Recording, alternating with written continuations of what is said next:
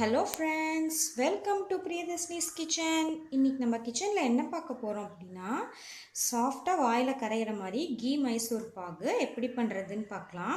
அதுக்கு நான் வந்து 1 கப் அளவுக்கு கடலை மாவு எடுத்து வச்சுருக்கேன்.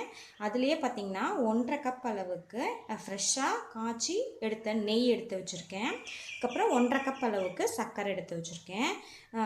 இது வந்து நம்ம இப்போ எப்படி பண்ணுறது அப்படின்னு பார்க்கலாம். ஃப்ரெஷ்ஷான நெய் எடுத்தோம் அப்படின்னா மைசூர் பாகு வந்து ரொம்ப நல்லா டேஸ்ட்டாக சாஃப்டாக இருக்கும். வாங்க எப்படி பண்ணலான்னு பார்க்கலாம். இப்போது மைசூர் பாக் செய்ய ஸ்டார்ட் பண்ணலாம். அதுக்கு வந்து ஃபஸ்ட்டு ஒரு நான்ஸ்டிக் பேன் போட்டுக்கோங்க. அப்போனா அடிகனமான பாத்திரமாக எடுத்துக்கோங்க, அப்போ நல்லா வரும். இப்போது நம்ம வந்து இதில் தான் நான் நெய் காய்ச்சிருக்கேன். ஸோ நான் இப்போ 1 ஸ்பூன் நெய் ஆட் பண்ணலை, இல்லைனா நீங்கள் 1 ஸ்பூன் நெய் ஆட் பண்ணிக்கோங்க. இப்போ நம்ம வந்து 1 கப் அளவுக்கு கடலை மாவு எடுத்து வச்சுருக்கோம் இல்லையா, இப்போ இதை நம்ம ஆட் பண்ணிக்கலாம். ஆட் பண்ணிட்டு 4 to 5 மினிட்ஸ் வந்து நல்லா ட்ரை ரோஸ்ட் பண்ண போகிறோம். அடுப்பை வந்து மீடியம் ஃப்ளேம்லேயே வச்சுக்கோங்க. இப்போ இதை வந்து நல்லா ட்ரை ரோஸ்ட் பண்ணி எடுத்துக்கலாம். நல்லா வாசனை வரணும். ஒரு 5 மினிட்ஸ் வந்து இதை வறுத்துக்கலாம். இப்போது நான் ஒரு 4 to 5 மினிட்ஸ் வந்து நல்லா வறுத்து எடுத்துட்டேன். பாருங்கள், கலர் சேஞ்ச் ஆகக்கூடாது, ஆனால் நல்லா வாசனை வரணும். இப்போ நம்ம வந்து அடுப்பை ஸ்விட்ச் ஆஃப் பண்ணிடலாம். இப்போ இதை நல்லா நம்ம வந்து சளிச்சிக்கணும். கொஞ்சம் ஆறினோடனே நல்லா சளிச்சிக்கலாம். கட்டியெல்லாம் எதுவுமே இல்லாமல் நல்லா சளிச்சிட்டு வந்துடலாம். பாருங்கள், இது நல்லா ஆறிடுச்சு. இப்போ நான் வந்து நல்லா சளிச்சிட்டு எடுத்து வச்சுருக்கேன். மறக்காமல் சளிச்சிடுங்க, அப்போ தான் வந்து நல்லா சாஃப்டாக கட்டி கட்டாமல் நல்லா அழகாக வரும். இப்போ நம்ம வந்து இதில் நெய் ஆட் பண்ண போகிறோம். இப்போ நான் வந்து இதில் 1/2 கப் அளவுக்கு நெய் எடுத்திருக்கேன். இப்போ இதை நம்ம ஆட் பண்ணிக்கலாம்.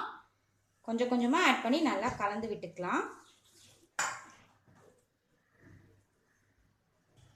இப்போ நம்ம எடுத்து வச்சுருக்கிற 1/2 கப் நெய்யும் நான் இதில் ஆட் பண்ணிட்டேன். இதை வந்து நல்லா பாருங்கள், இந்த கன்சிஸ்டன்சி அளவுக்கு நம்ம கரைச்சி எடுத்துக்கலாம். இப்போ நம்ம வந்து சுகர் சிரப் ரெடி பண்ணிக்கலாம். நம்ம எடுத்து வச்சுட்டுருக்கிற சர்க்கரை 1.5 கப் எடுத்து வச்சுருக்கோம் இல்லையா, இதை ஆட் பண்ணிக்கலாம். 1.5 கப் சர்க்கரைக்கு இப்போ 1/2 கப் அளவுக்கு நம்ம வந்து தண்ணி ஆட் பண்ணிக்கலாம். இப்போ இது வந்து நல்லா கரையட்டும். அடுப்பை வந்து மீடியம் ஃப்ளேம்லேயே வச்சுக்கோங்க, இல்லைன்னா சர்க்கரை சீக்கிரமாக கரைஞ்சி சீக்கிரமாக பாகாயிடும், அது சரியாக இருக்காது.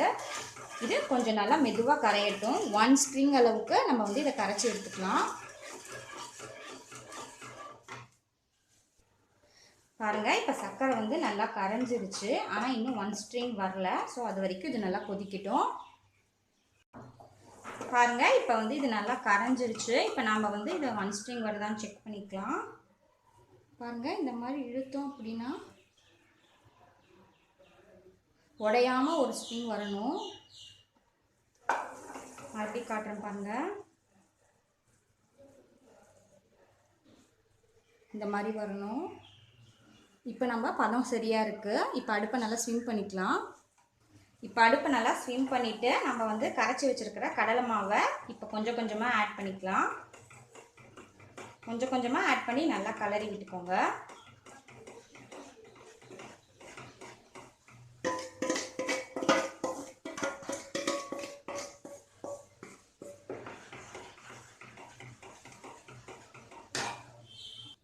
இப்போ இதை நம்ம வந்து கைவிடாமல் மிக்ஸ் பண்ணிகிட்டே இருக்கணும். இப்போ அடுப்பை மீடியம் ஃப்ளேமில் வச்சுக்கோங்க.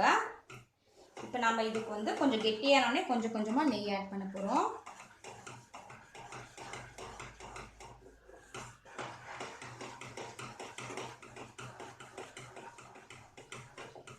இப்போ நம்ம எடுத்து வச்சுருக்கோம் இல்லையா 1 கப் நெய், அதில் கொஞ்சம் கொஞ்சமாக விட்டுக்கலாம். இப்போ 2 டேபிள் ஸ்பூன் நெய் ஆட் பண்ணியிருக்கேன். ஊற்ற ஊற்ற அது வந்து நல்லா உறிஞ்சிக்கிட்டே இருக்கும், கைவிடாமல் ஆனால் கலரிக்கிட்டே இருக்கணும்.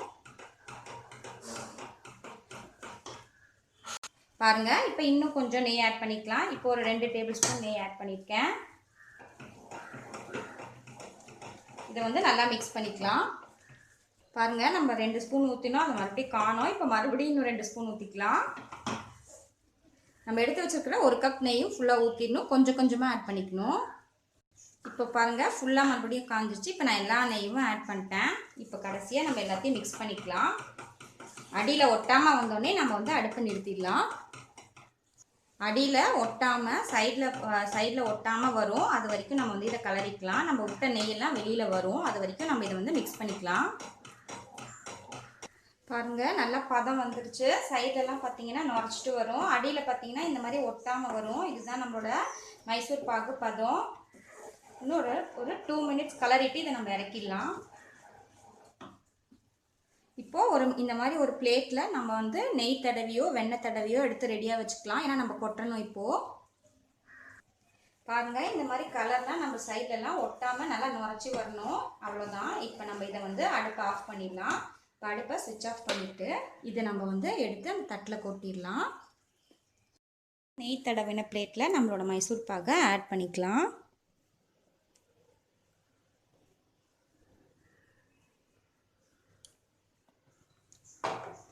இது கொஞ்சம் நேரம் செட் ஆகணும். ஒரு ½ அன் ஹவர் போல் செட் ஆகட்டும். அதுக்கப்புறம் எப்படி பீஸ் போடுறதுன்னு பார்க்கலாம்.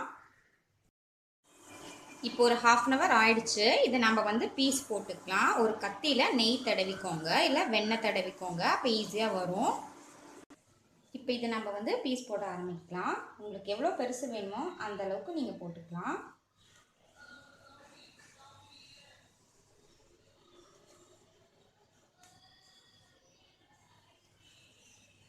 இந்த மாதிரி உங்களுக்கு எவ்வளோ சைஸ் வேணுமோ அந்த அளவுக்கு நம்ம போட்டுக்கலாம். பாருங்கள், இந்த அளவுக்கு நான் வந்து பர்ஃபெக்டாக போட்டு வச்சுருக்கேன். இப்போ இதை நம்ம வந்து ஆயிடுச்சுன்னா எடுத்துடலாம். இந்த மாதிரி நல்லா பீஸ் போட்டு எடுத்து வச்சுக்கலாம். பாருங்கள், நம்மளோட சூப்பரான மைசூர் பாக்கு சூப்பராக ரெடி ஆகிடுச்சு. இதை நீங்கள் உங்கள் வீட்டில் ட்ரை பண்ணி பாருங்கள். பார்த்துட்டு உங்களோட கமெண்ட்ஸை ஷேர் பண்ணுங்கள். பிடிச்சிருந்தா பிரியதர்ஷினிஸ் கிச்சனுக்கு சப்ஸ்கிரைப் பண்ணுங்கள். தேங்க்யூ. இப்போ இதை நான் வந்து உங்களுக்கு ஓப்பன் பண்ணி காட்டுறேன். பாருங்கள், பர்ஃபெக்டாக சாஃப்டாக இருக்குது. பாருங்கள். தேங்க்ஸ் ஃபார் வாட்சிங்.